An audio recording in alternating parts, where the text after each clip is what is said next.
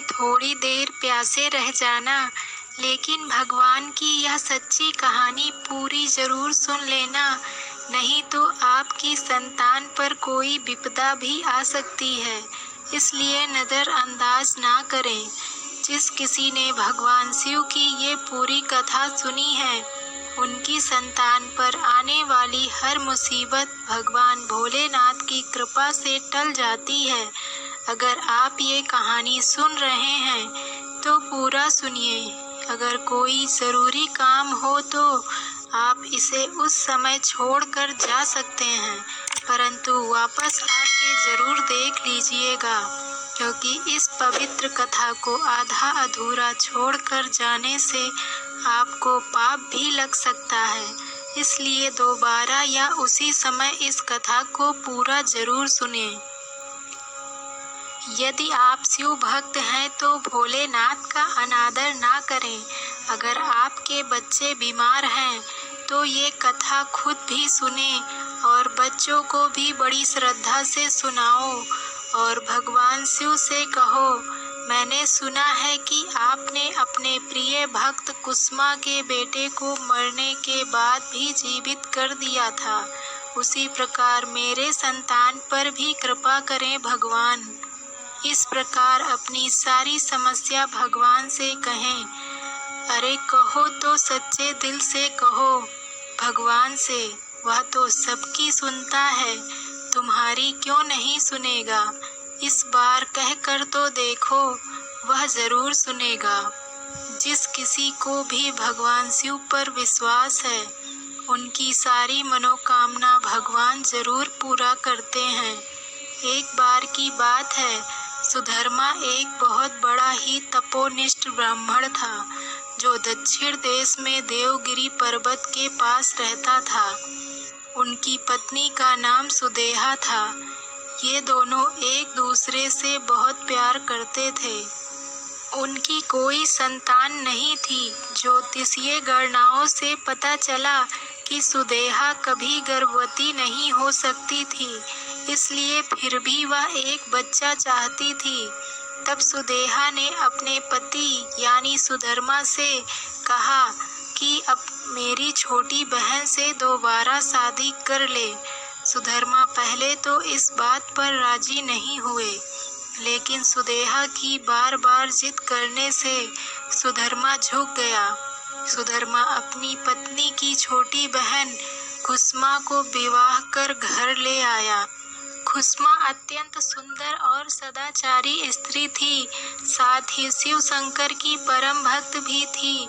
कुसुमा प्रतिदिन मन ही मन पार्थिव शिवलिंग बनाती थी और पूरे मन के साथ उनका पूजन करती थी। शिव जी की कृपा ऐसी ही रही कि कुछ ही समय बाद उसके घर में एक बालक ने जन्म लिया।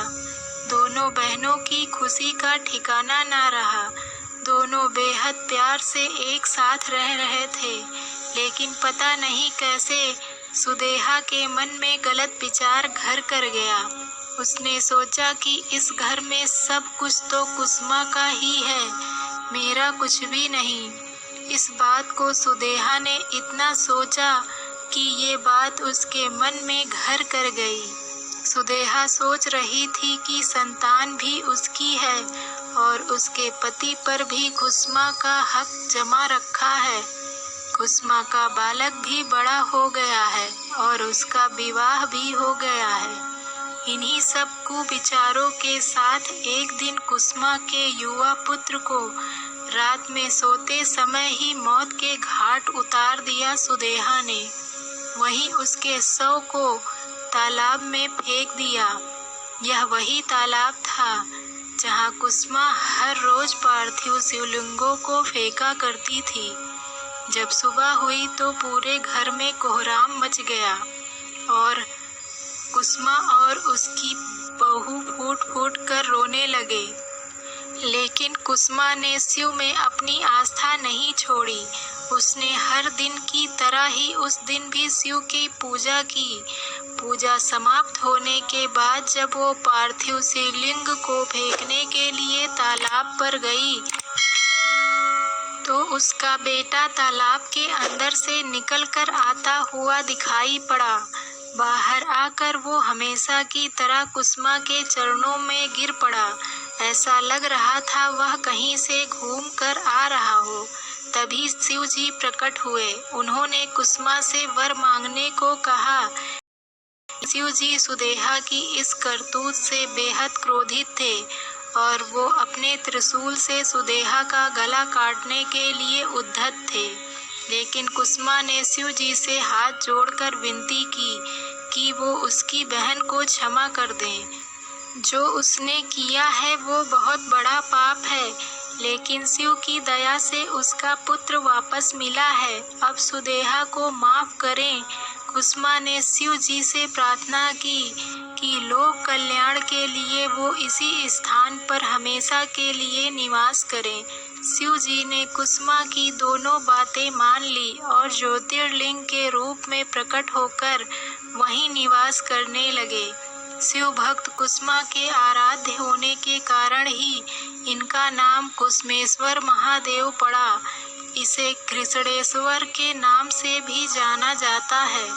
जो भी व्यक्ति इस कथा को सुनता है और दूसरे को सुनाता है, उसकी सारी मनोकामना पूर्ण होती है। उम्मीद है आप सभी को ये वीडियो अच्छी लगी होगी। अगर आप शिव के सच्चे भक्त हैं तो चैनल को सब्सक्राइब और वीडियो को लाइक करके कमेंट में हर हर महादेव लिख दीजिए।